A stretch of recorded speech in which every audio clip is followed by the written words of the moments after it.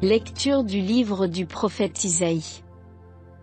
Comme ils sont beaux sur les montagnes, les pas du messager, celui qui annonce la paix, qui porte la bonne nouvelle, qui annonce le salut, et vient dire à Sion, il règne, ton Dieu.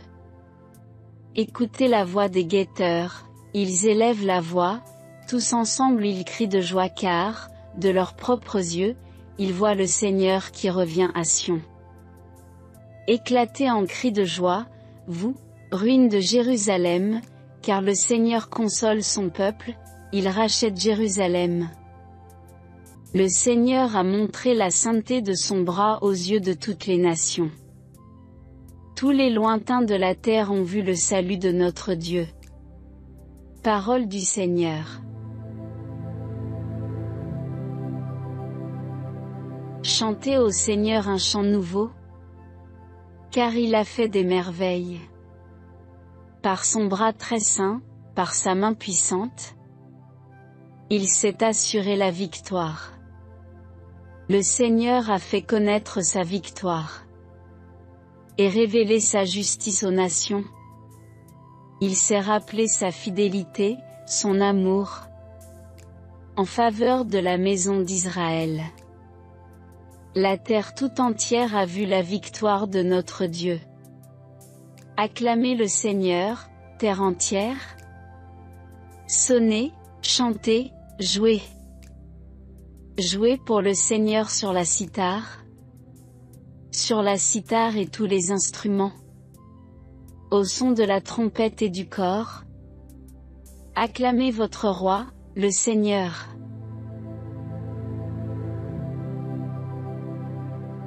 Lecture de la lettre aux Hébreux. À bien des reprises, et de bien des manières, Dieu, dans le passé, a parlé à nos pères par les prophètes. Mais à la fin, en ces jours où nous sommes, il nous a parlé par son Fils qu'il a établi héritier de toutes choses et par qui il a créé les mondes.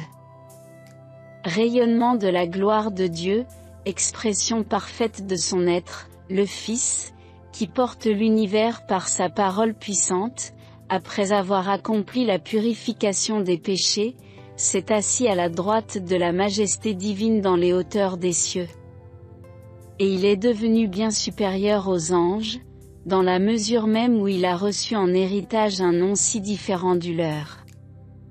En effet, Dieu déclara-t-il jamais à un ange: « Tu es mon fils, moi, aujourd'hui, je t'ai engendré » Ou bien encore: « Moi, je serai pour lui un père, et lui sera pour moi un fils » À l'inverse, au moment d'introduire le premier-né dans le monde à venir, il dit que se prosternent devant lui tous les anges de Dieu. Parole du Seigneur.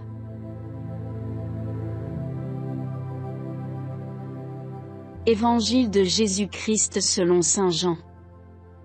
Au commencement était le Verbe, et le Verbe était auprès de Dieu, et le Verbe était Dieu.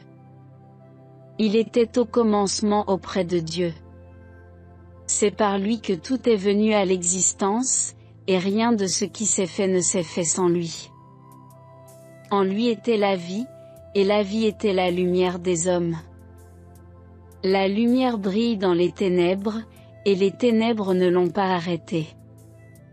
Il y eut un homme envoyé par Dieu. Son nom était Jean. Il est venu comme témoin, pour rendre témoignage à la lumière, afin que tous croient par lui. Cet homme n'était pas la lumière, mais il était là pour rendre témoignage à la lumière. Le Verbe était la vraie lumière, qui éclaire tout homme en venant dans le monde. Il était dans le monde, et le monde était venu par lui à l'existence, mais le monde ne l'a pas reconnu. Il est venu chez lui, et les siens ne l'ont pas reçu. Mais à tous ceux qui l'ont reçu, il a donné de pouvoir devenir enfants de Dieu, eux qui croient en son nom. Ils ne sont pas nés du sang, ni d'une volonté charnelle, ni d'une volonté d'homme, ils sont nés de Dieu.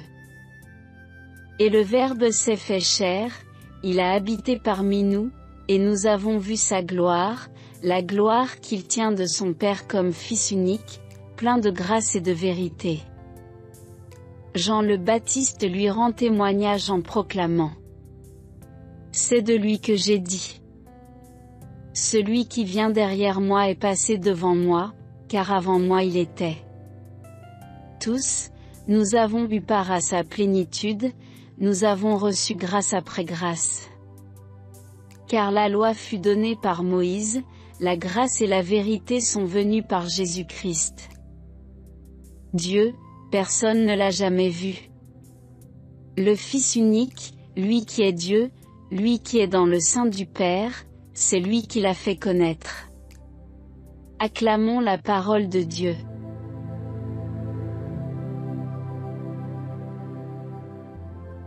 En cette fête de Noël, nous sommes invités à entrer dans le mystère inouï de l'incarnation. Ce n'est pas seulement une commémoration du passé, mais un événement qui interpelle le cœur et transforme notre manière de comprendre Dieu, nous-mêmes et le monde. La nativité du Seigneur n'est pas une simple naissance humaine, mais la manifestation de l'amour infini d'un Dieu qui choisit de se faire l'un de nous. C'est ce mystère que la liturgie d'aujourd'hui nous invite à méditer. Le prophète Isaïe proclame avec enthousiasme une bonne nouvelle pour un peuple marqué par l'exil et la souffrance. Ton Dieu règne. Mais ce règne divin ne ressemble pas à ceux des puissants de ce monde. Il ne s'impose pas par la force ou la domination. Ce règne prend forme dans la douceur, la paix, l'humble présence. Dieu vient, non pas pour conquérir, mais pour réconcilier, non pour juger, mais pour sauver.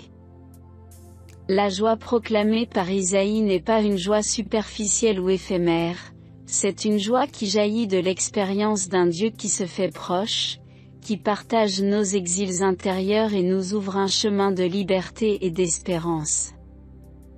Le psaume 97 prolonge cet élan d'espérance et de joie. Chantez au Seigneur un chant nouveau, car il a fait des merveilles. Ces merveilles, ce ne sont pas des exploits grandioses ou des démonstrations de puissance, mais l'incroyable humilité de Dieu qui se fait petit pour que nous puissions l'approcher. Par la naissance de Jésus, les confins de la terre voient le salut de Dieu. Ce salut, loin de se limiter à un peuple ou à une nation, est offert à toute l'humanité. Noël nous rappelle ainsi l'universalité de l'amour divin, aucun être humain n'est exclu de cette lumière. Cela nous pousse à dépasser nos frontières et nos divisions pour accueillir et transmettre cet amour qui nous est donné sans condition. Dans la lettre aux Hébreux, nous contemplons Jésus comme le rayonnement de la gloire de Dieu, l'expression parfaite de son être. Par lui, nous découvrons un Dieu qui ne se contente pas de parler de loin ou d'envoyer des messagers. Dieu lui-même prend chair et entre dans l'histoire humaine. En Jésus, Dieu s'engage pleinement dans notre réalité, assumant nos fragilités, nos limites, nos douleurs. C'est un bouleversement immense. Dieu ne reste pas à distance de nos vies, il en fait partie. Ce mystère nous invite à voir notre propre humanité avec des yeux renouvelés. Si Dieu a jugé bon de s'incarner, alors chaque vie humaine est précieuse, unique et porteuse d'une dignité infinie. L'évangile de Jean nous plonge au cœur du mystère de l'incarnation. Au commencement était le Verbe, et le Verbe était auprès de Dieu, et le Verbe était Dieu. Et le Verbe s'est fait chair, il a habité parmi nous. Ce passage, à la fois poétique et profondément théologique, nous invite à contempler une réalité qui dépasse notre entendement. Le Verbe, cette parole éternelle par qui tout a été créé, choisit de prendre chair, de se limiter, de partager notre condition humaine. Il ne s'agit pas simplement d'une présence symbolique ou spirituelle. En Jésus, Dieu devient pleinement l'un de nous. Il habite parmi nous, partageant nos joies, nos luttes, nos souffrances. Par son incarnation, il illumine nos ténèbres, non en les supprimant d'un coup de force, mais en y faisant pénétrer sa lumière, douce et persistante. Noël est bien plus qu'une fête de famille ou un moment de tradition. C'est une invitation à accueillir ce Dieu qui se fait proche, ce Dieu qui se rend vulnérable pour nous rejoindre là où nous sommes, dans nos fragilités et nos pauvretés.